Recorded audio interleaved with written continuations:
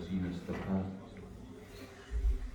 أما بعد فأعوذ بالله من الشيطان الرجيم بسم الله الرحمن الرحيم ومن يعظم شعائر الله فإنها من تقوى القلوب صدق الله مولانا العلي العظيم وصدق رسوله النبي الأمين ونحن على ذلك لمن الشاهدين والشاكرين والحمد لله رب العالمين. ذی وقار و ذی احتشام علماء کرام، مہمانان گرامی اور مکرم و معزز حاضرین محفل، میں دل کی گہرائی سے شکر گزار ہوں آج کی محفل کے میزبان اور جان محترم جناب علامہ مولانا حافظ امتیاز علی صاحب دامت برکاتہ العالیہ کا کہ انہوں نے مجھے اس خوبصورت اور باوقار محفل میں شرکت کے لیے دعوت دی، اور اگرچہ یہ ایک طویل سفر تھا، it was a long journey to come from London to Glasgow. While I don't have ample time to spend here in UK, I'm supposed to leave UK just after 3 days. 3 دن کے بعد on Tuesday, inshallah I will fly back to Pakistan. تو ایسے میں یہاں آنا ذرا مشکل تو تھا، لیکن میں نے سوچا کہ گلاسگو میں لاسٹ وزٹ سے بھی نہیں آ سکا تھا، تو آنکھ اوجھل پہاڑ اوجھل والا معاملہ ہوتا ہے، تو اگر میں یہاں پہ حاضری دے دوں تو کم از کم دوستوں سے ایک تجدید ملاقات ہو جائے گی، اور اللہ کرے گا انشاءاللہ اچھا وقت گزرے گا، اور شاید کہیں کوئی بھلائی کا کوئی پہلو، کوئی اچھائی کی کوئی صورت کسی کے ذہن میں اگر کوئی مکڑی نے جالے بنے ہوئے ہوں تو شاید اس کو صاف کرنے کا موقع مل جائے، کوئی اعتراضات ہوں تو جواب دینے کی صورت بن جائے، کہیں کوئی شکوک و شبہات ہوں تو ان کو ازالے کا کوئی راستہ بن جائے. چونکہ آج کی محفل 11ویں شریف کے حوالے سے منسوب ہے اور بارگاہ غوثیت میں ہم عقیدتوں اور محبتوں کا قرار پیش کر رہے ہیں. ظاہر ہے کہ سیدنا شیخ عبد القادر جیلانی رضی اللہ تعالیٰ عنہ کی شخصیت، ان کی زندگی، ان کی تعلیمات اور اس کے اثرات کے حوالے سے I won't be able to add anything into your knowledge. آپ بار بار تقریریں بھی سنتے ہیں، ان کی کرامتیں بھی سنتے ہیں اور ان کے واقعات بھی سنتے ہیں، اور اولیاء کی گردنوں پر ان کے قدم کا ذکر بھی سنتے ہیں، اور پھر اولیاء کی ان سے عقیدتوں اور محبتوں کے اعتراف و اقرار کی باتیں بھی سنتے ہیں. تو یہ سنی سنائی باتیں، اس کی ریپیٹیشن، تو وہ سوائے تکرار اور اعادہ اس کے کچھ حاصل نہیں ہوتا. تو میں چاہوں گا کہ کچھ باتیں کچھ ایسے زاویوں سے جو شاید پہلے نہ کہی گئی ہوں آپ کی خدمت میں عرض کروں، اور اس سے شاید آپ کے لیے کوئی دلچسپی کی بات بنے. اور یہ میں پہلے عرض کرتا چلوں کہ یہ ٹھیک ہے کہ میں دیکھ رہا ہوں کہ some youngsters are also present here in my audience, but I don't have good command on English so that I won't be able to express myself up to my satisfaction. کہ میں خود مطمئن ہوں کہ ہاں جی میں نے جو کچھ کہا وہ صحیح طرح کہا، تو in a straight language. So inshallah I will try to punctuate my speech with occasional English words and phrases just to make you understand. لیکن مینلی میں اردو میں اپنی بات کروں گا تاکہ مجھے بھی اطمینان ہو کہ جو میں کہنا چاہتا تھا وہ آپ تک کہہ سکا. دیکھیے، ہم اہل سنت ہیں، ہم کرامتوں کو مانتے ہیں اور اس کے روپ کو ہم جسٹیفائی بھی کرتے ہیں. وہ کوئی ایسی چیز نہیں ہے جس کا انکار کیا جا سکے. میں ایک بہت سیدھی سادی سی بات سے میں آپ کو سمجھاؤں. Man is composed of body and soul both. Only soul or only body cannot be claimed as human being.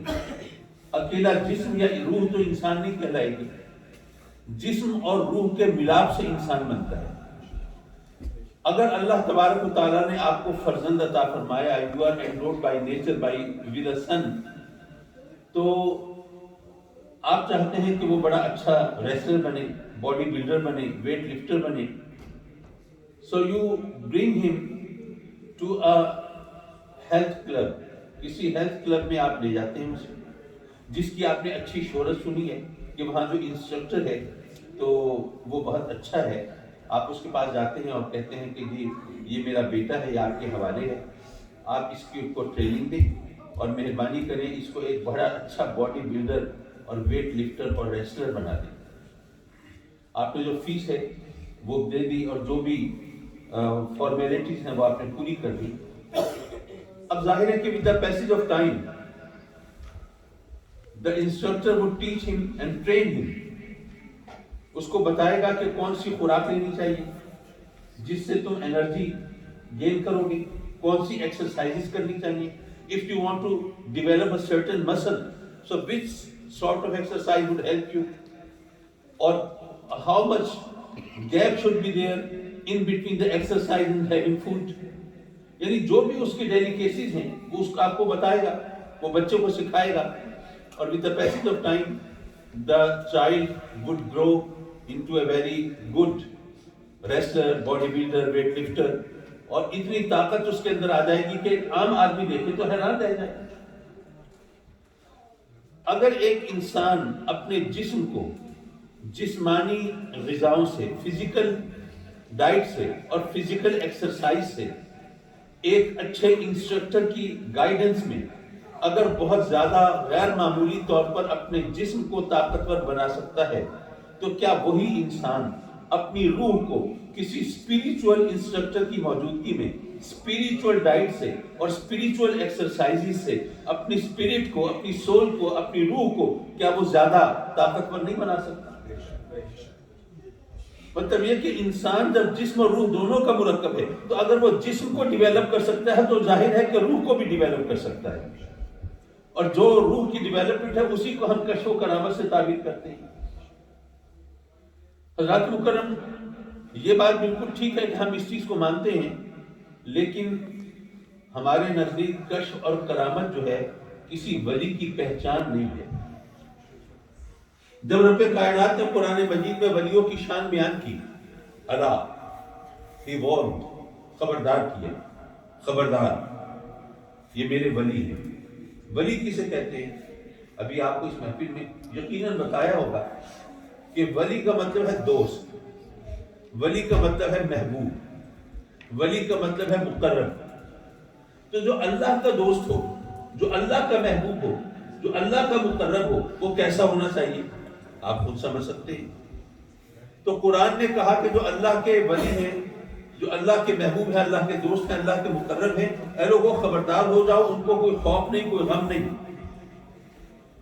تو یہ بات سمجھ میں آتی ہے کہ جو اللہ کا دوست ہوگا اس کے خوف اور غم اس کے قریب کیسے پٹک سکتے ہیں؟ وہ تو ظاہر ہے کہ ان سے بے نیاز ہوگا. لیکن میرے ذہن میں ایک خلش پیدا ہوئی, ایک سوال پیدا ہوا کہ مولا وہ تیرے دوست ہیں, تیرے محبوب ہیں, ان کو خوف اور غم سے محفوظ ہونا ہی چاہیے. یہاں پر تو خدا ہے, رب کائنات ہے, تمام جہانوں کا خالق و مالک ہے, اور کلمہ کن سے اس تمام یونیورس کو پیدا کرنے والا ہے. لیکن یہاں پر تو ایک پولیس آفیسر ہو, اس کا کوئی دوست ہو, اس کو کوئی خوف اور غم نہیں ہوتا. تو تیرے دوستوں کی کیا بات ہے. لیکن سوال یہ ہے کہ اس میں ہمیں خبردار کرنے کی کیا ضرورت ہے؟ آپ سوچئے, آپ کو کوئی بندہ آ کے کہے کہ جی آپ کا فلاں جو نیبر ہے, جو پڑوسی ہے, تو اس کو کوئی خوف نہیں, کوئی غم نہیں, آپ ذرا ہوشیار ہو جائیں. آپ کہیں گے بھئی اگر اس کو کوئی خوف اور غم نہیں تو وہ خوش رہے اپنے گھر میں, ہم نے اسے کوئی پنگا نہیں لیا ہوا, کوئی دشمنی نہیں ہے, کوئی مخالفت نہیں ہے. اگر وہ اپنے گھر میں خوش ہے تو خوش رہے, ہم کوئی جلنے والے نہیں, حسد کرنے والے نہیں. ہمیں خبردار کیوں کر رہے ہو؟ تو مولا اگر تیرے ولیوں کو کوئی خوف اور غم نہیں تو اس میں ہمیں خبردار کرنے کی ضرورت کیا ہے؟ میں اس کو آپ ایک مثال کے ذریعے سمجھ سکتے ہیں کہ دیکھیے آج کل تو کوئی پرائم منسٹر, چیف منسٹر جا رہا ہو تو there are lot of vehicles having equipment جو اس کو پائلٹ کر رہے ہوتے ہیں اور سائرن بجا رہے ہوتے ہیں، الارم بج رہے ہوتے ہیں، شور مچا ہوا ہوتا ہے اور دور سے پتہ چل جاتا ہے کہ کوئی مصیبت آ رہی ہے۔ لیکن پرانے زمانے میں تو ایسا نہیں تھا۔ پرانے زمانے میں اگر بادشاہ نے آنا ہوتا تھا تو کیا ہوتا تھا؟ ہو سکتا ہے کہ آپ نے قصوں میں، کہانیوں میں، ناولز میں پڑھا ہو، یا اگر اللہ نے توفیق دی ہو تو شاید فلموں میں یا ڈراموں میں دیکھا ہو کہ اس وقت ایسا ہوتا تھا کہ کوئی ہیرلڈ ہوتا تھا، نقیب ہوتا تھا جو آواز لگاتا تھا، با ادب، ہوشیار، شہنشاہ وقت، جلوہ فکر ہونے والے۔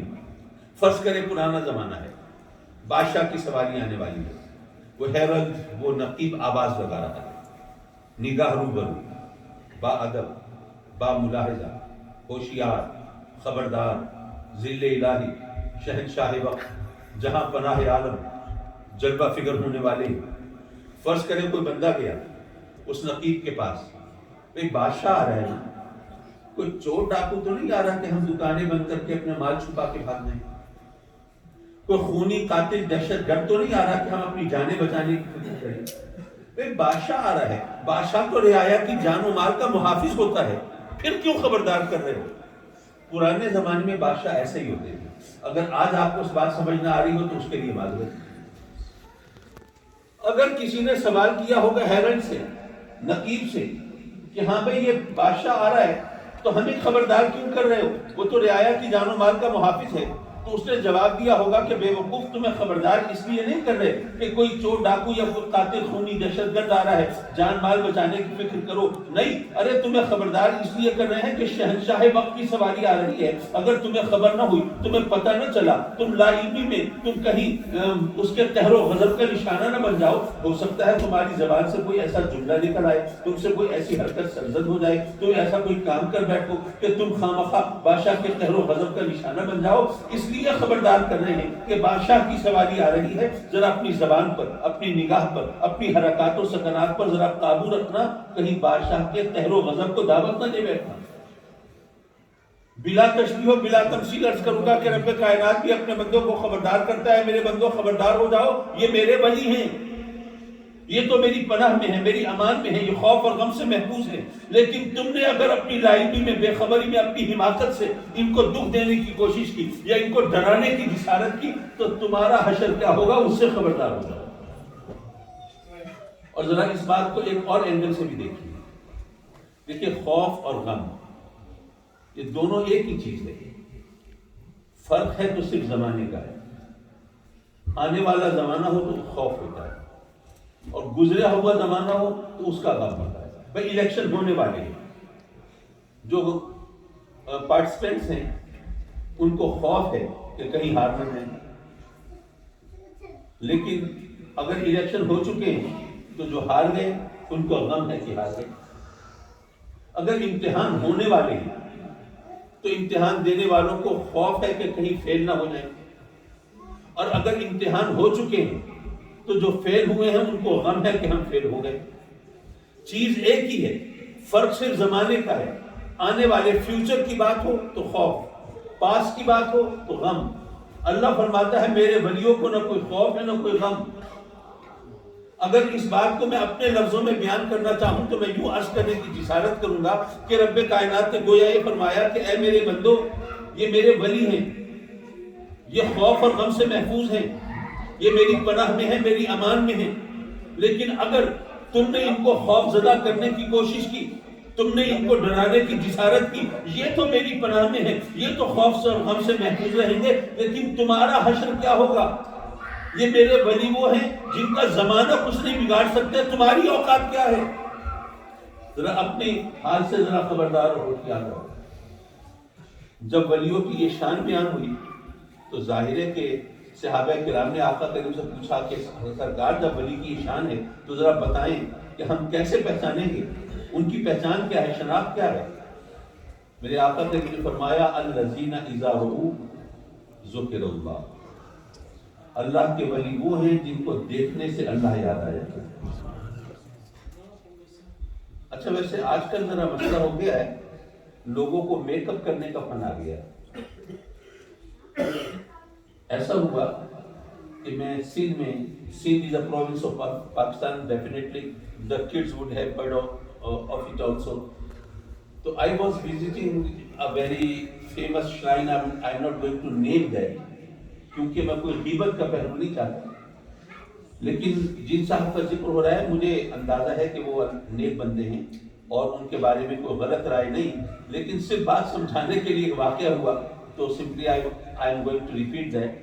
तो मैं उनकी खिदमत में हाजिर हुआ, तो बड़ी शफकत फरमाते हैं मेरे बुजुर्गों के सदक़े में, वो बड़ी मेहरबानी करते हैं। तो उन्होंने मुझे अपने हुजरे ख़ास में बिठाया, गपशप में लग गए। तो जो उनका ख़ास खलीफा था वो थोड़ी थोड़ी देर के बाद दरवाजे के आगे आता, हाथ बांध के खड़ा होता, फिर चला जाता। मैंने उनसे पूछा, हजरत इसको क्या तकलीफ है? कहने लगे दरअसल कुछ लोगों को बुलाया था, उनको टाइम दिया था, ये उनकी याद करा रहा है। मैंने कहा अच्छा, तो ऐसा कोई मामला है तो आप पहले भी लाए उनसे, मैं अभी बैठा हूँ, कोई बात नहीं, मेरे पास टाइम है। उनका ठीक है, you are going to allow me, then I just meet them first and then I will attend you afterwards. तो खैर वो तशरीफ ले जाने लगे। तो गर्मी का मौसम था, तो जाने से पहले उन्होंने अलमारी खोली, उसमें से कोई क्रीम निकाली और लगाई। तो अगर ये सर्दी का मौसम होता तो I could think it might be a moisturising cream, skin dry हो जाती है, कुछ हो जाता है, लेकिन it was very hot there in Pakistan. You have heard that it is so hot there and specially in Sindh, ये तो बहुत ज्यादा गर्मी होती है। तो मैंने उनसे पूछा, हजरत खैरियत से है, कोई एलर्जी वगैरह तो नहीं, कोई प्रॉब्लम तो नहीं, आप कोई क्रीम लगा रहे हैं, क्या है ये? कहते नहीं काजू साहब, दरअसल वो मुरीद आते हैं ना, तो वो दरअसल पीर के चेहरे पे नूर उतरता हुआ देखना चाहते हैं। उन्होंने जो कुछ किया वो अपनी जगह पे, लेकिन ये कि मुझे पता है कि वो लोगों को धोखा नहीं देना चाहते थे और वो नेक आदमी हैं। लेकिन बहरहाल जब लोगों को चेहरे पर नूर वो मेकअप के सहारे उतरता नजर आए, वो इसलिए कि वो नूर को पहचानते नहीं ना। भाई हम सैयदना बिलाल हबशी को देखें तो हमें तो उसमें नूर नजर नहीं आए, क्योंकि हम वो साइट नहीं रखते, हमारे पास वो नजर नहीं है, वो निगाह नहीं है, हमारे अंदर नूर को देखने की वो सलाहियत नहीं है। हम तो देखेंगे काला रंग है, वो आपकी है, बात खत्म हो गई। लेकिन असल में नूर क्या होता है ये तो वही देख सकते हैं जिनको अल्लाह तबारक व तआला ने वो विजन और वो बिसारत और वो बसीरत अता फरमाई हो। लेकिन बहरहाल अब ऐसी सूरत थी, तो अब कैसे पहचाने अल्लाह के वली को? हजरत बायजीद बुस्तामी रज़ी अल्लाह तआला अन्हु का एक बड़ा ईमान अफरोज कौल है। वो फरमाते हैं कि अल्लाह को पहचानना आसान है, अल्लाह के वली को पहचानना मुश्किल है। अच्छा मुमकिन है कोई साहब कहें कि लो जी ये सुन्नी हजरात को देखो, इन्होंने वलियों को अल्लाह से बढ़ा दिया, अल्लाह को पहचानना आसान, वली को पहचानना मुश्किल। मैंने कहा नहीं, जरा इसको समझने की कोशिश कीजिए। देखिए आप हजरात तशरीफ फरमा है, अगर मैं आपसे कहूँ कि भाई जरा देखिए यहाँ पे कोई सिंध का बंदा बैठा है, तो आप देख के नहीं पहचान सकेंगे। अगर मैं कहूँ जरा देखिए कोई सरहद का, कोई पेशावर का कोई बंदा बैठा है, तो उसको भी आप महज देख कर नहीं पहचान सकेंगे। मैं अगर कहूँ कि देखें यहाँ पे कोई अराई बैठा है, आप देख कर नहीं पहचान सकेंगे। मैं कहूँ देखिए यहाँ कोई बिलोच बैठा है, आप देख कर नहीं पहचान सकेंगे। लेकिन अगर मैं ये कहूँ कि भाई जरा देखो यहाँ पर कोई अमेरिकन गोरा बैठा है, तो क्या ख्याल है, आप देख कर पहचान लेंगे या नहीं?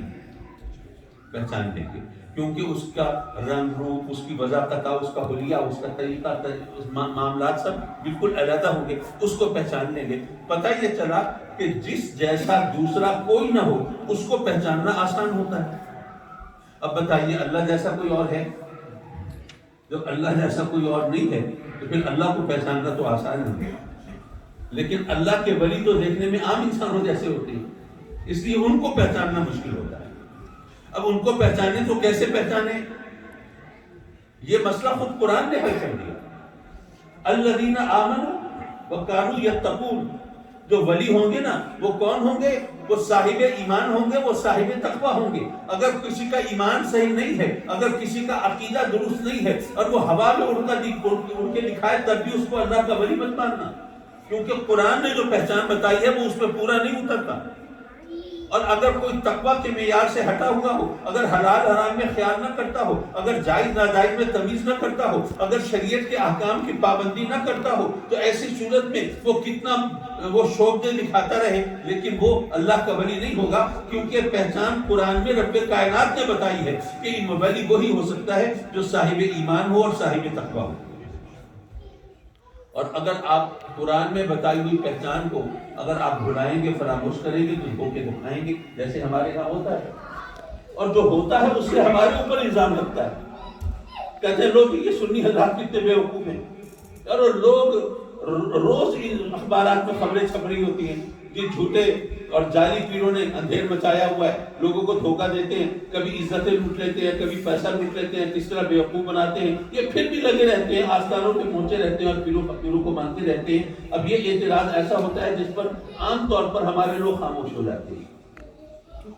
میں ذرا اس کا جواب عرض کروں گا اور اس پر ذرا توجہ فرمائیے. میں مانتا ہوں اخبارات میں خبریں آتی ہیں اور ایسے واقعات ہوتے ہیں, جھوٹی خبریں نہیں ہوتی. واقعی کچھ لوگ ہوتے ہیں جو لوگوں کو اس طرح بیوقوف بناتے ہیں, وہ اس لیے کہ لوگوں نے اس پہچان کو سامنے نہیں رکھا ہوتا جو قرآن نے بتائی ہے, اس لیے دھوکہ کھا جاتے ہیں, وہ جعلی پیروں کے ہاتھوں بیوقوف بن جاتے ہیں. لیکن ایک بات میں عرض کروں گا, میں 2 حصوں میں جواب دے رہا ہوں. پہلا حصہ, میری ایج گروپ کے جو دوست ہیں ان کو یاد ہوگا کہ ہمارے بچپن میں ٹھگوں کے لطیفے بہت مشہور ہوتے. ٹھگوں کے لطیفے بہت مشہور ہوتے. اچھا, آج کل اگر آپ ینگسٹر سے پوچھیں کہ تمہیں پتہ ہے ٹھگ کسے کہتے ہیں, ان کو پتہ ہی نہیں ٹھگ کہتے کسے.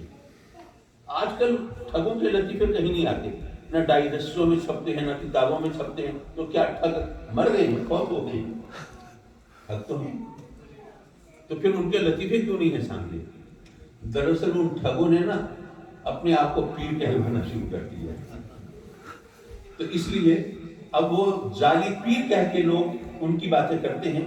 وہ جعلی پیر کیا مطلب؟ بھائی پیر تو پیر ہوتا ہے, جعلی کیا مطلب؟ وہ ٹھگ ہیں, وہ لوگوں کو دھوکہ دیتے ہیں. ان سے ہوشیار رہو, لوگوں کو خبردار کرو اور ان سے بچ کے رہو. وہ کبھی تمہارے ایمان پہ ڈاکہ ڈال دیتے ہیں, کبھی تمہاری عزتوں اور کبھی تمہارے مال پہ ڈاکہ ڈال دیتے ہیں. اس لیے ان سے ہوشیار رہنے کی ضرورت ہے. وہ پیر نہیں ہے, وہ ٹھگ ہے. لیکن ممکن ہے آپ کہہ لیں گے قاضی صاحب کو کوئی اور جواب نہیں سوجا تو انہوں نے ان کو پیری ماننے سے انکار کر دیا. ساری دنیا کہہ رہی ہوتی ہے جی وہ جعلی پیر ہے, فلاں ہے, فلاں ہے. چلیے پھر دوسرا جواب عرض کروں. میں مانتا ہوں اخبارات میں اور میڈیا پر وہ جعلی پیروں کے قصے آتے ہیں اور کہانیاں سامنے آتی ہیں, لیکن ساتھ ہی اخبارات کے اندر فیک کرنسی, جعلی کرنسی کی بھی تو خبریں آتی ہیں. کبھی خبر آتی ہے جی جعلی کرنسی چھاپنے کا پریس پکڑا گیا ہے. کبھی آتا ہے کہ جناب وہ جعلی کرنسی پھیلانے والے گروہ کے ارکان گرفتار ہو گئے ہیں. اسی طرح خبریں آتی ہیں, بھئی لوگ ذرا ہوشیار رہیں, آج کل مارکیٹ میں فیک کرنسی بہت زیادہ سرکولیشن میں ہے. ایسی خبریں آ جاتی ہیں.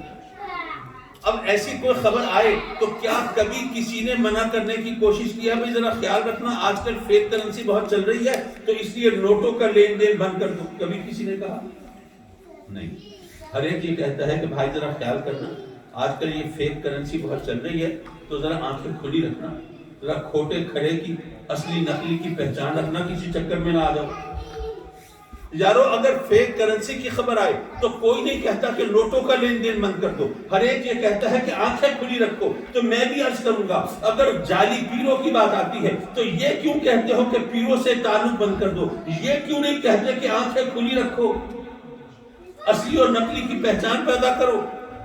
کہیں غلط لوگوں کے چکر میں آ کے کہیں عزتوں سے ہاتھ نہ دھو بیٹھو, کہیں مال نہ لٹوا بیٹھو, کہیں اپنے ایمان کو عقیدے کو خراب نہ کر بیٹھو. بلکہ ایک اور انداز سے میں سمجھاؤں تو شاید اور زیادہ آسانی سے بات سمجھ میں آ جائے. مجھے یاد ہے یہ بات ہے تقریباً some 13-14 years back when there was no currency note of 5,000 rupees. 5,000 کا کرنسی نوٹ ابھی ایشو نہیں ہوا تھا. آپ کو یاد ہوگا پرویز مشرف کے دور میں first time government of Pakistan نے with the approval of State Bank of Pakistan it was issued there in Pakistan. یہ کوئی 14 years back کی بات ہے.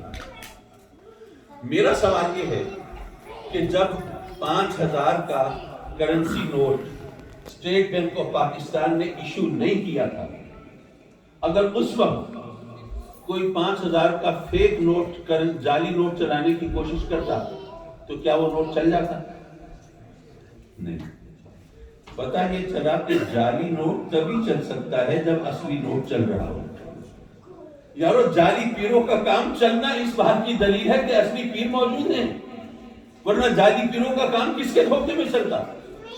لیکن ہمیں دراصل اصلی اور نقلی کی پہچان پیدا کرنی چاہیے، اور وہ پہچان کیسے ہوگی؟ وہ اسی طرح ہوگی جیسے میرے آقا کریم نے فرمایا یا قرآن نے بتایا کہ وہ ایمان اور تقوی کے معیار پر ہوگی۔ اور آقا کریم کا جو فرمان ہے کہ ولی وہ ہوتا ہے جو جس کو دیکھ کر اللہ یاد آ رہا ہے۔ یہاں سے اگر میں ذرا جو آیہ کریمہ آپ کے سامنے تلاوت کی تھی اس کی طرف متوجہ ہوں تو ذرا بات بڑھانے میں آسانی رہے گی، اور ویسے بھی میں بہت زیادہ لمبی تقریریں کرنے کا عادی نہیں ہوں۔ میں انشاءاللہ 10 to 20 minutes I would try to sum up my speech۔ دیکھیے بات یہ ہے، رب کائنات نے فرمایا وَمَن يُعَظِّمْ شَعَائِرَ اللَّهِ فَإِنَّهَا مِن تَقْوَى الْقُلُوبِ۔ اگر اس کی لٹرل ٹرانسلیشن کروں تو یہ مطلب ہوگا کہ اللہ نے فرمایا کہ جو میری نشانیوں کی، شاعر جو ہے it is plural form of شعیرہ، شعیرہ کہتے ہیں نشانی کو، یعنی شاعر کا مطلب ہو نشانیاں، جمع ہو گئی شعیرہ۔ تو اللہ فرماتا ہے جو میری نشانیوں کی تعظیم کرتے ہیں، وَمَن يُعَظِّمْ شَعَائِرَ اللَّهِ، جو اللہ کی نشانیوں کی تعظیم کرتے ہیں، فَإِنَّهَا مِن تَقْوَى الْقُلُوبِ، وہ دل کے تقویٰ کے سبب سے کرتے ہیں، دل کے تقویٰ کی وجہ سے، یعنی وہ انہوں نے تقویٰ و طہارت کا لبادہ نہیں اوڑھا ہوتا، بہروپ نہیں بدلا ہوتا، انہوں نے کوئی چہرے پہ چہرہ نہیں سجایا ہوتا، بلکہ وہ دل سے متقی ہوتے ہیں۔ یہ قرآن کہہ رہا ہے، اور رب کائنات قرآن میں اعلان کر رہا ہے کہ جو اللہ کی نشانیوں کی تعظیم کرتے ہیں وہ دل کے تقویٰ کے سبب سے کرتے ہیں۔ اگر میں کسی کو متقی سمجھوں مجھے غلط فہمی ہو سکتی ہے، آپ کسی کو متقی سمجھیں آپ کو خوش فہمی ہو سکتی ہے، لیکن جس کو اللہ متقی کہے اس کے بارے میں تو کسی شک شبے کی گنجائش نہیں ہو سکتی۔ تو اللہ نے فرمایا کہ دل سے متقی کون ہوتے ہیں؟ جو اللہ کی نشانیوں کی تعظیم کرتے ہیں۔ اور اللہ کی نشانیاں کیا ہیں؟ ویسے تو قرآن کی آیت آپ نے پڑھی ہوگی وَمَن يُعَظِّمْ شَعَائِرَ اللَّهِ فَإِنَّهَا، معاف کیجیے، إِنَّ الصَّفَا وَالْمَرْوَةَ مِن شَعَائِرِ اللَّهِ، صفا اور مروہ اللہ کی نشانیاں ہیں۔ پتہ یہ چلا کہ اللہ کی نشانیاں کبھی مقامات کی صورت میں ہوتی ہیں، صفا مروہ مقام ہے نا، دو پہاڑیاں ہیں، تو ان کو اللہ نے اپنی نشانی قرار دیا۔ کبھی اللہ کی نشانیاں مسجد حرام ہے، مسجد اقصی ہے، مسجد نبوی ہے، اسی طرح دیگر مساجد ہیں یا مقابر اولیاء ہیں، یہ اللہ کی نشانیاں ہیں۔ اللہ فرماتا ہے جو میری نشانیوں کی تعظیم کرے وہ دل سے متقی ہوتے ہیں۔ دیکھیے نا، اب یہ مسجد ہے، پہلے ایک چرچ تھی، اب یہ مسجد ہے۔ پہلے ظاہر ہے کہ یہاں پر جو آتا تھا وہ جوتے اتار کے نہیں آتا تھا، اس کے دل میں وہ احترام نہیں ہوتا تھا۔ اب جو مسجد میں داخل ہونے کے جو آداب ہیں وہ ہمیں پتہ ہے، ہمیں پتہ ہے کہ کون آ سکتا ہے کون نہیں آ سکتا۔ اگر کوئی شخص ناپاکی کی حالت میں ہے تو اس کے لیے مسجد میں آنے کی اجازت نہیں ہے۔ یہ تمام جو مینرز ہیں، ایٹیکیٹس ہیں، یہ جو بھی طریقہ سلیقہ ہے یہ مسجد میں آنے کا ہے نا۔ تو مسجد کے حوالے سے ہمیں بتایا گیا یہ اللہ کی نشانیاں ہیں، ان کی تعظیم ہم کرتے ہیں الحمدللہ۔ کبھی اللہ کی نشانیاں اللہ کے بندوں کی صورت میں ہوتی ہیں، یہ رسول، یہ نبی، یہ اللہ کے ولی، یہ اللہ کی نشانیاں۔ اچھا ممکن ہے آپ کہیں کہ جی 11ویں شریف کی محفل تھی، حضور غوث پاک کا تذکرہ تھا تو انہوں نے کھیستان کے اللہ کے ولیوں کو اللہ کی نشانی بنا دیا۔ پھر اس کے لیے کوئی دلیل ہونی چاہیے، there should be an argument، کوئی ثبوت ہونا چاہیے نا۔ ایسے ہی کہتے ہیں آپ وہ اللہ کی نشانی، کسی کو بھی کہتے ہیں، اس سے کیا فرق پڑتا ہے؟ میں یہ عرض کروں گا کہ نشانی کہتے کسی نہیں، نشانی کا فلسفہ کیا ہے؟ ایک گھسا پیٹا پرانا سا لطیفہ ہے، اب تو اس لطیفے کی داڑھی بھی سفید ہو گئی۔ شاید آپ نے بھی سنا ہو کہ دو دوست ملے ہیں تو ایک دوست دوسرے سے کہتا ہے کہ بھائی اپنی انگوٹھی تو مجھے دے دو۔ کہ کیوں دے دوں میں؟ کہ جی یہ میری پاس تمہاری نشانی ہوگی نا، جب بھی میں دیکھوں گا تو مجھے یاد آ جاؤ گے۔ دوست کہتا ہے کہ میں انگوٹھی تو نہیں دے رہا، لیکن کوئی مسئلہ نہیں، جب بھی خالی انگوٹھی دیکھو گے، خالی انگلی دیکھو گے نا، میں یاد آ جاؤں گا۔ نشانی وہ ہوتی ہے جس کو دیکھ کر نشانی والا یاد آ جائے۔ یہ نشانی کی یوں کہیے ڈیفینیشن ہے، یہ اس کی تعریف ہے۔ نشانی کہتے اس کو ہیں کہ جس کو دیکھ کر کوئی یاد آ جائے، جس کے وہ نشانی ہے وہ یاد آ جائے۔ ہمیں کہتے ہیں لوگ کہ یہ اپنے والد غزالی زماں کی نشانی ہے۔ اچھا یہاں طرح یہ بھی بتا دوں، اب غزالی زماں ایک مشکل سے لفظ ہے، اب آپ نے سن لیا پتہ نہیں چل رہا ہے یہ کیا بلا ہے، تو یہ میں عرض کرتا چلوں، غزالی زماں means Ghazali of his time. He was given this title not by his disciples or by his students. No, this title was given to him by Hazrat Muhaddis Kachhauchwi, رضی اللہ تعالیٰ عنہ، جو علماء جانتے ہیں میں نے کس ہستی کا ذکر کیا ہے، تو وہ بزرگ میں، مرتبے میں، مقام میں، عمر میں، ہر لحاظ سے وہ زیادہ تھے، انہوں نے ٹائٹل دیا تھا۔ بہرحال باپ کی جب بات بھی نکل گئی، میں یہ عرض کر رہا تھا کہ مجھے لوگ کہیں کہ بھئی اپنے باپ کی نشانی ہے، کیوں؟ اس لیے وہ کہتے ہیں آپ کو دیکھ کر آپ کے والد یاد آ جاتے ہیں۔ تو نشانی اس کو کہتے ہیں جس کو دیکھ کر نشانی والا یاد آ جائے۔ اور آقا کریم سے جب پوچھا گیا کہ جناب یہ ولی کی پہچان کیا ہے، آپ نے فرمایا ولی وہ ہوتا ہے جس کو دیکھ کر اللہ یاد آ جائے۔ تو پتہ یہ چلا کہ اب یہ میرے کہنے کی بات نہیں ہے، یہ میرا اپنا کوئی انالیسس نہیں ہے، یہ حدیث سے ثابت ہو رہا ہے کہ جو ولی ہے وہ اللہ کی نشانیاں ہوتے ہیں۔ اب حدیث سے ثابت ہوا کہ ولی اللہ کی نشانی، اور قرآن سے ثابت ہوا کہ جو اللہ کی نشانیوں کی تعظیم کرے، اللہ گواہی دے رہا ہے وہ دل سے متقی ہوتے ہیں۔ اور یہاں پر ایک ڈیلیکیٹ بات ہے، اس کو ذرا سمجھیے، اللہ نے جو گواہی دی ہے نا وہ دل سے متقی ہوتے ہیں۔ کون؟ ولیوں کے بارے میں نہیں، ولیوں کی تعظیم کرنے والوں کے بارے میں، جو ولیوں کی تعظیم کرتے ہیں ان کے بارے میں۔ ہمارے ہاں تو یہ عالم ہے کہ لوگ کہتے ہیں جناب یہ تعظیم جو ہے اللہ کے سوا کسی اور کی کرنا جائز ہی نہیں ہے، وہ اللہ ہے، وہ بزرگ و برتر ہے، وہ خالق و مالک ہے، تو بس اس کی تعظیم کرو، کسی اور کی تعظیم کرو گے مشرک ہو جاؤ گے۔ اللہ قرآن میں کہتا ہے جو میری نشانیوں کی تعظیم کرتے ہیں وہ دل سے متقی ہوتے ہیں، اللہ ان کے دل سے متقی ہونے کی گواہی دے رہا ہے۔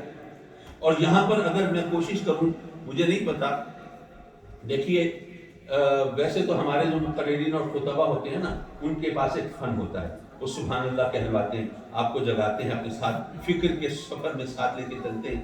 لیکن میں اس ٹیلنٹ سے خالی ہوں، مجھے یہ فن نہیں آتا، لیکن میرے لیے اتنی بات کافی ہوتی ہے کہ آپ کے چہرے اور آپ کی نگاہیں بتاتے رہیں کہ میں بھینس کے آگے بھی نہیں بجا رہا اور پتھر سے سر نہیں پھوڑ رہا۔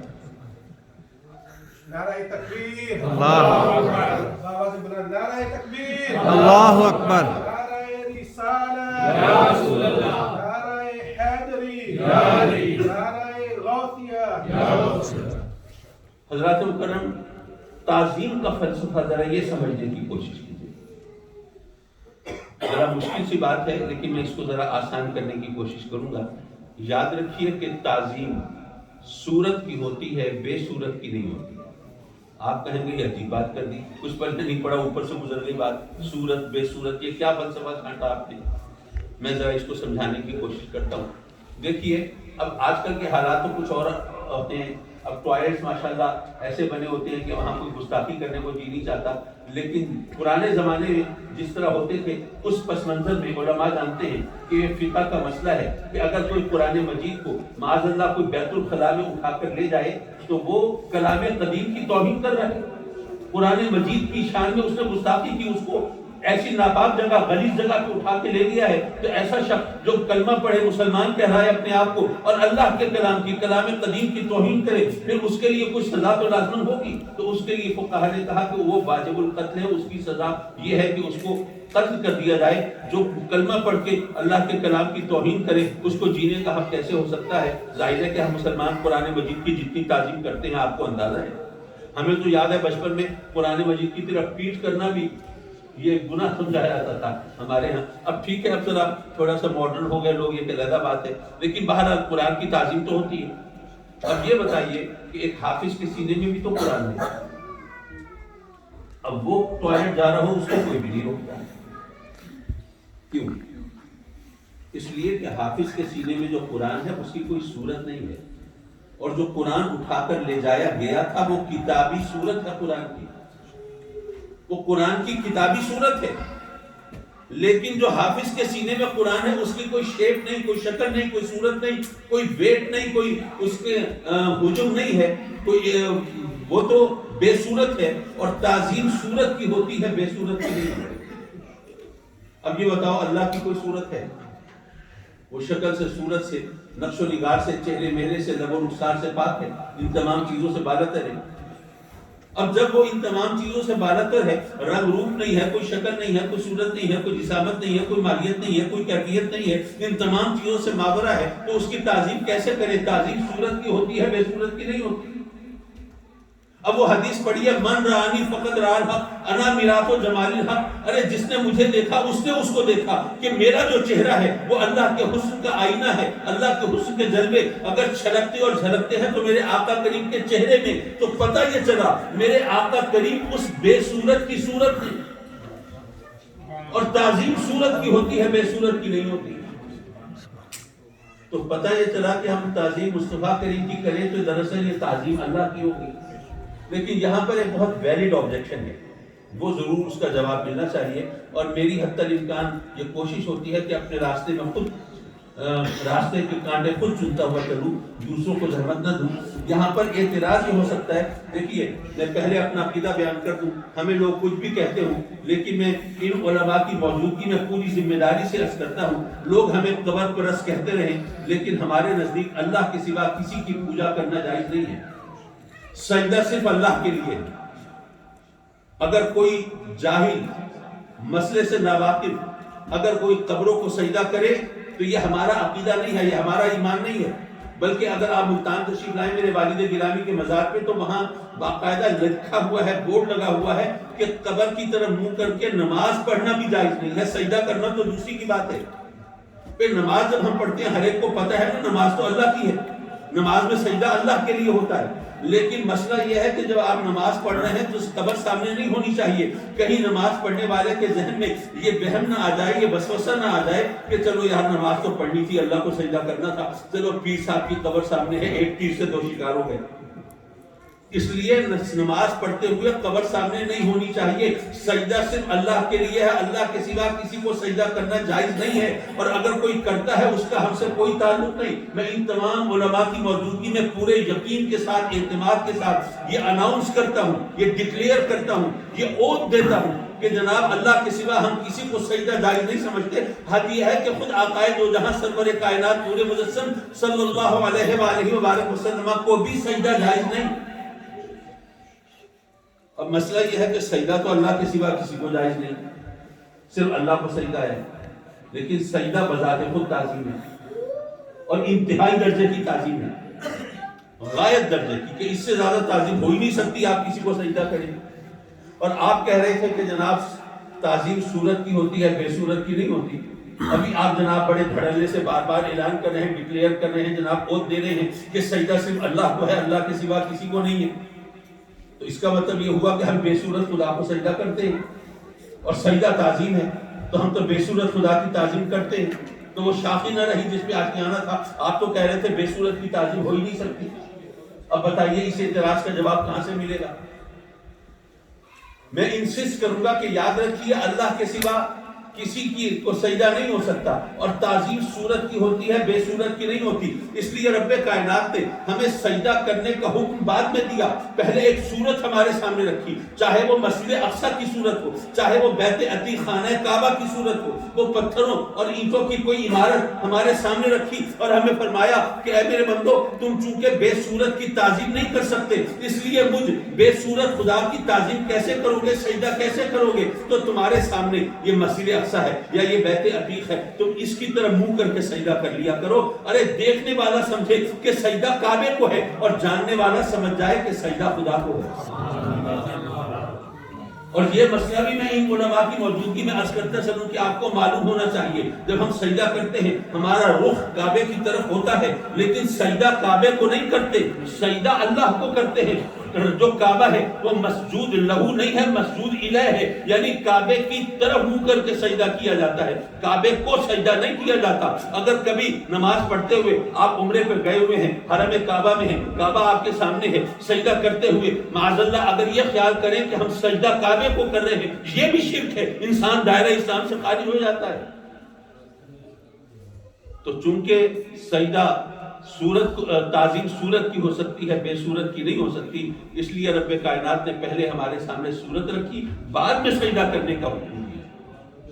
حضرات مکرم یہ بات تو اپنی جگہ، لیکن یہ میں ذرا عرض کرتا چلوں، ماشاءاللہ ایک تو مجھے بہت جلدی دیر ہو جاتی ہے، کچھ پتہ نہیں چلتا وقت گزرتے، لیکن میرا خیال ہے کہ آپ لوگ جو are not habitual of sitting on floor تو ایسے میں یقیناً آپ تھوڑے سے ڈسٹرب ہوں گے، لیکن میں چند منٹ اور لے لوں آپ سے اور پھر اس کے بعد اپنی گفتگو کو اختتام تک پہنچاؤں۔ دیکھیے، کرامت ولی کی پہچان نہیں ہے، لیکن ہم کرامتوں کو مانتے ہیں۔ آج کل لوگ مذاق اڑاتے ہیں کہ جی وہ غوث پاک کی کرامتیں بیان کرتے ہیں، حضور خواجہ غریب نواز کی کرامتیں بیان کرتے ہیں، تو آج کل کیا ولی نہیں ہے؟ تو ان کی کرامتیں دکھائیں نا۔ میں عرض کروں گا، پہلی بات تو یہ ہے، میرے اپنے گھر کی بات بتاؤں۔ اب میرے والد گرامی تشریف فرما ہے اور بتا رہے ہیں کہ نبی کے لیے یہ لازم ہے کہ وہ اپنے آپ کو ظاہر کرے۔ بھائی اپنے آپ کے بارے میں بتائے گا نا میں اللہ کا نبی ہوں، تبھی تو لوگ کلمہ پڑھیں گے۔ نبی پر لازم ہے وہ اپنے آپ کو ظاہر کرے، اپنے بارے میں بتائے کہ اللہ نے مجھے نبوت عطا فرمائی ہے، میں اللہ کا نبی ہوں، تاکہ لوگ ان کے نام کا کلمہ پڑھ سکیں، ان کو مان سکیں اور اس طرح دائرہ اسلام میں داخل ہو سکیں۔ لیکن جو ولی ہے اس کے لیے بہتر ہے کہ وہ اپنے آپ کو چھپائے۔ اگر وہ چھپائے گا نہیں، اگر وہ ظاہر کرے گا اپنے آپ کو، تو ظاہر ہے کہ لوگ تو اس کے پیچھے پڑ جائیں گے، پھر وہ اس کو عبادت کرنے کا موقع نہیں ملے گا، رب سے دعا لگانے کا موقع نہیں ملے گا، اس کے اوپر جو فرائض و واجبات ہیں اور جو بھی اس کے لیے احکام ہے شریعت کے، ان کی تکمیل کا موقع نہیں ملے گا۔ اس لیے ولی کے لیے بہتر ہے کہ وہ اپنے آپ کو چھپائے اور نبی پر لازم ہے کہ وہ اپنے آپ کو ظاہر کرے۔ تو جب ولی کے لیے بہتر یہ ہے وہ اپنے آپ کو چھپائے، تو پھر ولی کے لیے کیا ضروری ہے کہ وہ اپنی کرامتوں کو ظاہر کرے؟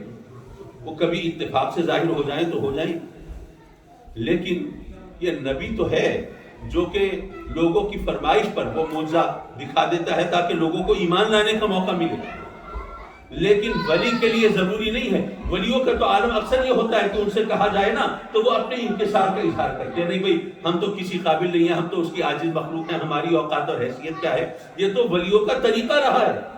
پہلے بھی اگر کرامتیں ظاہر ہوتی تھیں تو وہ اس طرح فرمائش پر نہیں ہوتی تھی، بلکہ وہ سچویشن ایسی بن جاتی تھی کہ وہ کرامت کا ظہور ہو جاتا تھا۔ آج کل بھی ایسا ہو جاتا ہے، اس کے جن کو اللہ توفیق دیتا ہے وہ دیکھ بھی لیتے ہیں، وہ گواہی بھی دے لیتے ہیں۔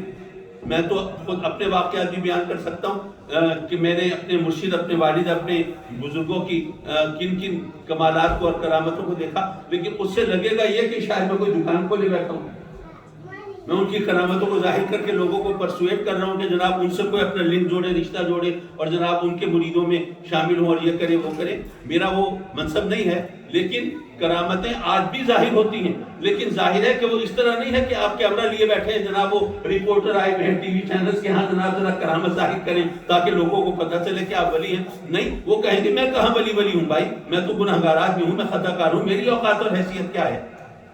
اور بلکہ مجھے وہ بات یاد آئی، میں نے دوستوں کو تو سنائی تھی، چلیے اب آپ کے سامنے بھی ریپیٹ کر دوں۔ ہم میرے والد گرامی وہ اکثر کہہ دیا کرتے تھے ہم تو بالکل بیوقوف آدمی ہیں، ہم تو بہت گناہگار ہیں، جس طرح بزرگوں کا طریقہ ہوتا ہے۔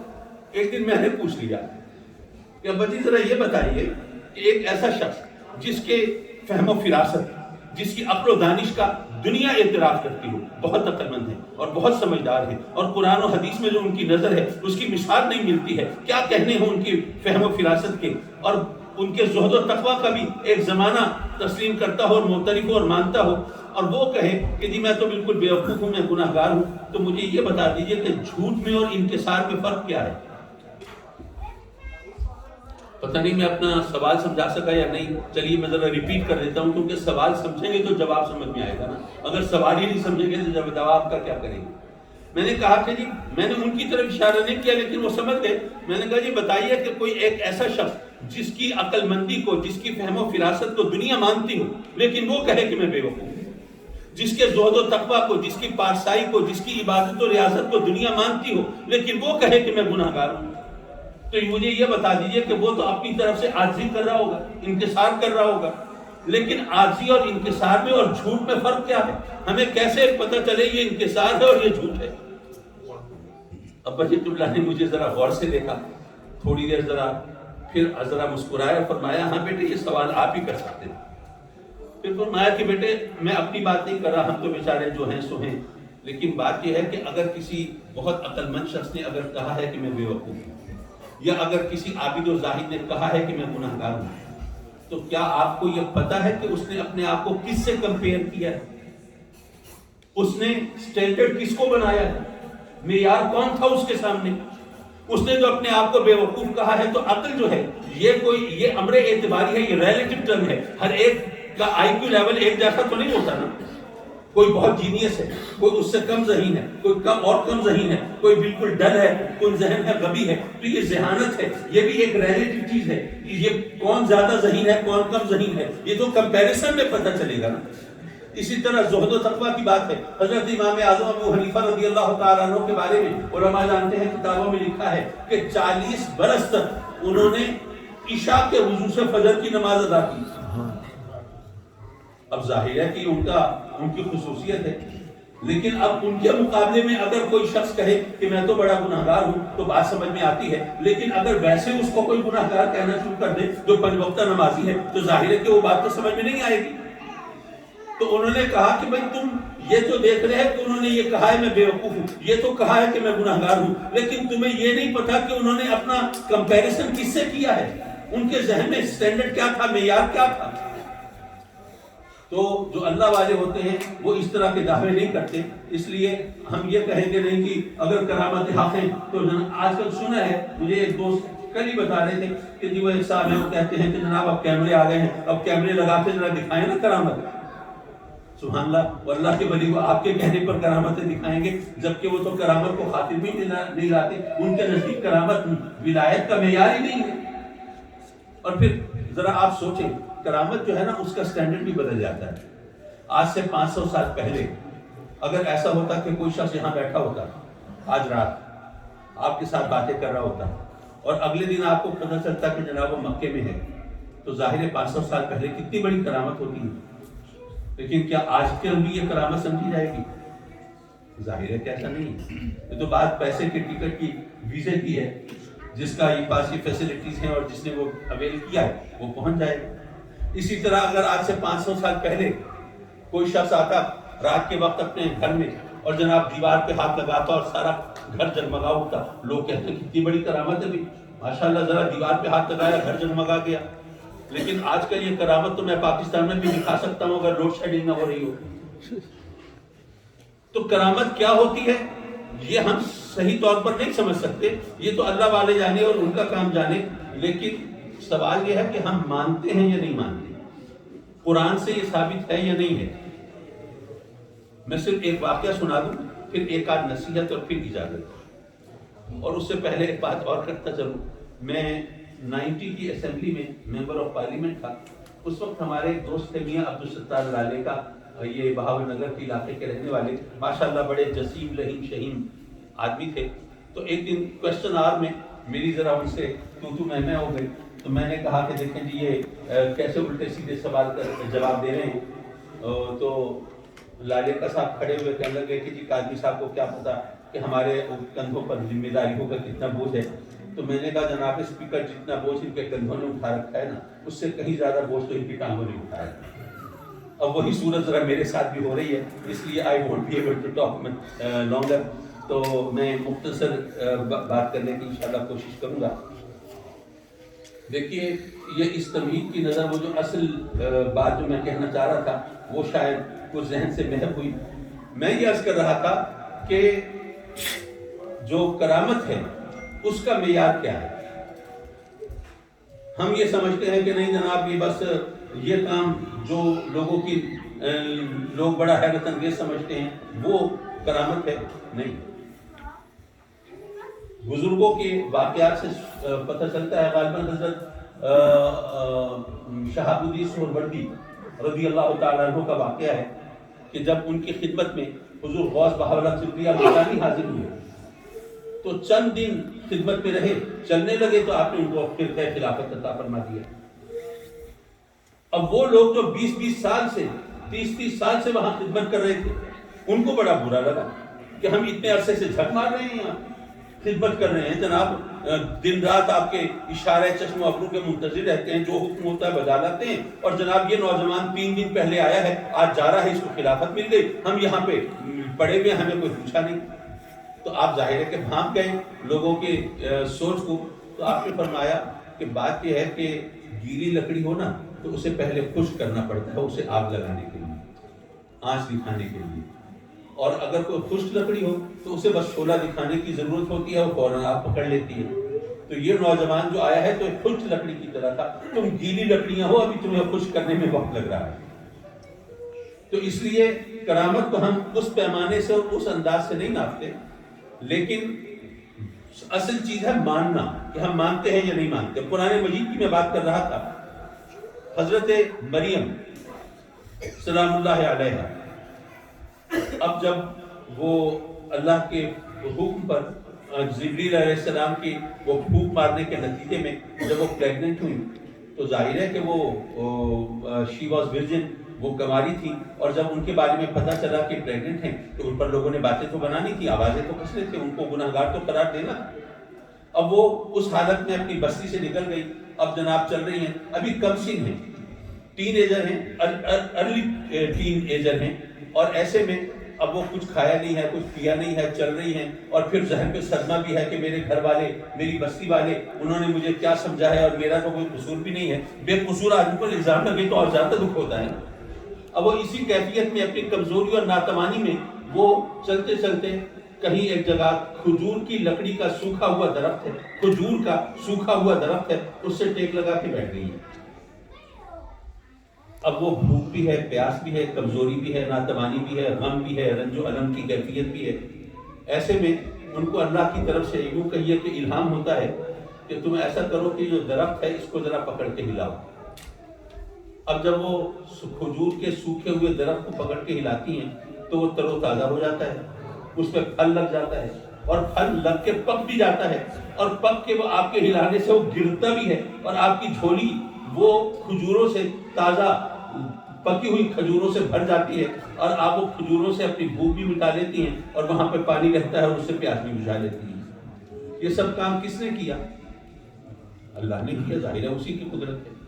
تو جب اللہ نے کرنا تھا تو پھر حضرت مریم کو کہنے کی کیا ضرورت تھی کہ یہ درخت پکڑو، اس کو ہلاؤ؟ اور ویسے بھی آپ سوچئے، آپ پہ کوئی بڑا اسٹرانگ ینگ مین ہو اور اس سے کہا جائے کہ یہ سوکھا ہوا درخت ہے، اس کو ہلاؤ، وہ ہلا سکے گا کوئی؟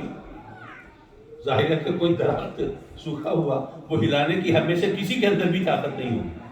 اور حضرت مریم جو ابھی وہ ایک کنواری لڑکی ہیں اور ابھی ٹین ایجر ہیں، اور اس وقت کمزور بھی ہیں، ناتواں بھی ہیں، اور اس وقت تھکی ہوئی بھی ہیں، اور غم و انجوہ کی کیفیت میں بھی ہیں، اور اس وقت ان کو حکم یہ ہوتا ہے تو پتہ یہ چلا کہ رب کائنات دراصل یہ بتا رہا ہے کہ دیتا تو میں ہوں، لیکن میں اپنے محبوبوں کے، اپنے مقبول بندوں کے ہاتھ لگوا دیتا ہوں تاکہ میرے بندوں کو ان کے ہاتھ لگنے کی برکت کا احساس ہو۔ اور یہ تو قرآن گواہی دے رہا ہے۔ اب وہاں پر تو کیمرے نہیں تھے، اب آپ کہہ دیجئے جی وہ کیمرے نہیں تھے، جی سب بکواس ہے، ہم نہیں مانتے، یہ کہہ کر تو آپ موضوع کا بھی انکار کر سکتے ہیں۔ بلکہ ایک بات میں کہوں، آج میں نے وہاں مسجد خضرا میں تقریر کرتے ہوئے اتفاق سے کہی تھی، میں اس کو ذرا مختصر ترین لفظوں میں کہنا چاہوں گا۔ I was haunted by the apprehension perhaps these are the fabricated stories، یہ سب من گھڑت داستانیں ہیں۔ جناب چاند دو ٹکڑے ہو گیا، سورج الٹے پاؤں پھر گیا، جناب پتھروں نے کلمہ پڑھ لیا، جناب جانور سجدہ ریز ہو رہے ہیں، یہ کیا ہے؟ اگر واقعی ایسا ہوا ہوتا تو کون ہوتا جو نبوت کا انکار کرتا، اور کون ہوتا جو آقا کریم کا کلمہ پڑھنے سے باز رہ سکتا؟ دیکھیے نا، کسی کے اشارے سے چاند دو ٹکڑے ہو جائے تو دیکھنے والے پھر وہ تو they are compelled to believe، وہ تو مجبور ہوں گے نا ماننے پہ۔ تو پھر کیا بات بنی؟ پھر کافروں نے کیوں نہیں مانا؟ تو میرے ذہن میں بھی یہ اندیشہ ہوا، میں سوچنے لگا، اس کا جواب تو خیر مجھے مل گیا۔ وہ اس طرح پہلا جواب تو یہ ملا کہ چلے حدیث کے بارے میں تو آپ کہہ سکتے ہیں کہ جی کسی نے من گھڑت حدیثیں بنا لی ہوں گی اور جناب عقیدت و محبتوں سے داستانیں تراش لی ہوں گی، لیکن قرآن تو ریویل بک ہے نا، وہ تو ڈیوائن بک ہے، اس کے اندر تو کوئی اس طرح من گھڑت چیزیں نہیں ہو سکتی۔ تو جو قرآن نے بتایا کہ حضرت عیسیٰ علیہ السلام نے مٹی کی مورتی میں پھونک ماری، وہ اڑتا ہوا پرندہ بن گئی، مردوں کو قم کہا باذن اللہ تو وہ جناب اٹھ کر کھڑے ہو گئے۔ تو یہ کوئی معمولی موجزے تھے؟ تو کیا جن کے سامنے یہ کام ہوا کیا سب مسلمان ہو گئے تھے؟ کیا سب نے کلمہ پڑھ لیا تھا؟ نہیں۔ تو اب قرآن کا انکار تو نہیں کر سکتے، تو پھر کلمہ کیسے نہیں پڑھا؟ پتہ یہ چلا کہ جب تک اللہ کی طرف سے ہدایت نہ ملے نا، اس وقت تک کلمہ نصیب نہیں ہوتا۔ وہ مشہور واقعہ، مشہور حدیث علماء نے نہ جانے کتنی بار سنی بھی ہوگی، سنائی بھی ہوگی، اور آپ نے بھی بارہ سنی ہوگی کہ ابو جہل کہتا ہے بارگاہ رسالت میں کہ اگر واقعی اللہ کے نبی ہے بتائیے میری مٹھی میں کیا ہے؟ آپ گویا یہ فرماتے ہیں کہ اگر میں نے بتا دیا تیری مٹھی میں کیا ہے تو تو بہانہ بنائے گا کہ آپ نے دیکھ لیا ہوگا، کسی نے بتا دیا ہوگا، بس اتفاق سے تکا لگ گیا آپ کا۔ اگر میں نے بتایا تیری مٹھی میں کیا ہے تجھے بہانہ بنانے کا موقع مل جائے گا، لیکن جو کچھ تیری مٹھی میں ہے اگر وہ بتا دے کہ میں کون ہوں، پھر پتھروں نے کلمہ پڑھا ہے۔ اب یہ حدیث آپ سب نے سنی بھی ہوئی ہے، سنائی بھی ہوئی ہے، لیکن کبھی اس طرف توجہ ہوئی آپ کی کہ کیسا عجیب و غریب مرحلہ ہے؟ ذرا دیکھیے تو صحیح، ابو جہل کوئی عام آدمی نہیں ہے، عرب کے سرداروں کے اندر بھی بڑا نامور سردار ہے، بڑا پرومیننٹ فگر ہے، دنیا اس کو مانتی ہے۔ اب ابو جہل جیسا شخص کھڑا ہے، جیتا جاگتا انسان، ابو جہل بڑا سردار کھڑا ہے، اور اس کی مٹھی میں پتھر کلمہ پڑھ رہے ہیں، لیکن ابو جہل کو کلمہ نصیب نہیں ہوتا۔ پتہ یہ چلا اللہ کی طرف سے توفیق ملے گی تبھی کلمہ پڑھیں گے، ورنہ نہیں پڑھ سکتے۔ لیکن وہ سوال اپنی جگہ برقرار رہا کہ جناب اتنی بڑی بڑی نشانیاں دیکھ کے کوئی انکار کیسے کر سکتا ہے؟ تو یارو قرآن و حدیث نے بتایا ہے نا کہ وہ جو انکار کرتے تھے وہ کیا کہتے تھے؟ وہ کہتے معجزے دیکھتے تھے، تسلیم کرتے تھے، لیکن کہتے تھے معجزہ نہیں ہے، یہ رسالت کا ثبوت نہیں ہے، یہ نبوت کی دلیل نہیں ہے، یہ تو جادو ہے۔ معاذ اللہ معاذ اللہ معاذ اللہ، آقا کریم صلی اللہ علیہ وسلم پر وہ جادوگر ہونے کی تہمت لگاتے تھے، اور میرے آقا کریم کو جادوگر کہنا کتنی بڑی گستاخی ہے، کتنی بڑی جسارت ہے، آپ جانتے ہیں۔ لیکن اس کا ایک اور پہلو بھی ہے، رب کائنات نے میرے اور آپ کے نبی کو وہ شان وہ عظمت عطا فرمائی ہے کہ اگر کوئی منکر ہو، کوئی معترض ہو، میرے آقا کریم کی عظمت کا انکار کرے اور کوئی اعتراض کرے اور معاذ اللہ ٹھٹھا کرے، مذاق کرے، تو اس کا انکار، اس کا اعتراض، اس کا مذاق وہ بھی میرے آقا کریم کی عظمت کی دلیل بن جاتا ہے۔ وہ کیسے؟ آپ اسی واقعے کو دیکھیے، اسی بات کو جو میں آپ کے سامنے کہہ رہا ہوں اسی کو دیکھیے۔ اب کافر جو ہیں آپ کے معجزوں کا انکار کر رہے ہیں، نہیں یہ جادو ہے، یہ نبی نہیں ہے، یہ تو معاذ اللہ جادوگر ہے۔ لیکن اس کا ایک اسپیکٹ اور ہے، اس کو سمجھیے۔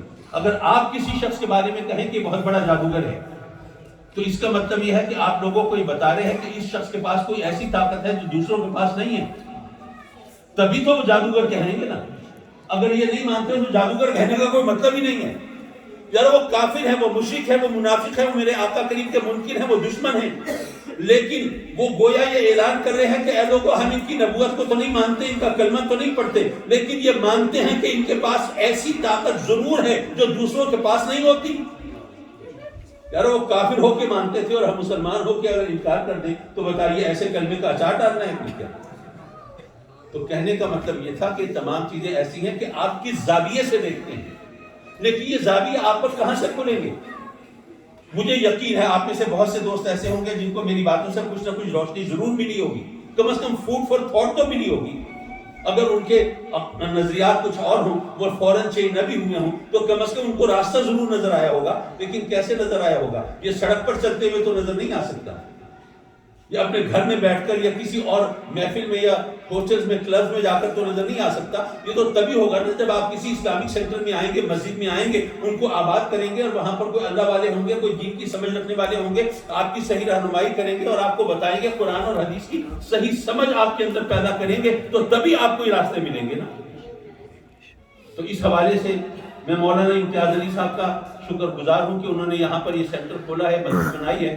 یہ اٹ واز چرچ، لیکن اب اللہ کے فضل و کرم سے مسجد ہے، اور انشاءاللہ آپ یہاں آتے رہیں گے، روشنی ملتی رہے گی، راستے کھلتے رہیں گے، اللہ کی رحمتوں کے نزول کے بہانے بنتے رہیں گے۔ وآخر دعوانا ان الحمدللہ۔